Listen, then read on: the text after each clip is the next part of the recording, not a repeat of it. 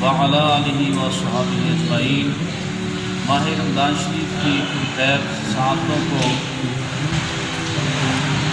نبی کریم علیہ السلام کے اس فرمان سے مزید معطل کرتے ہوئے کہ یہ پہلا عشرہ چل رہا ہے اور آقا علیہ السلام نے ارشاد فرمایا شہر معطلہ رحمۃ واوسطہ مغفرۃ وآخرہ عتق من النار۔ اس کے پہلے 10 دن رحمت کے اور دوسرے 10 دن جو ہیں یہ مغفرت کے اور تیسرے آخری 10 دن جو ہیں یہ جہنم سے آزادی کے 10 دن ہیں۔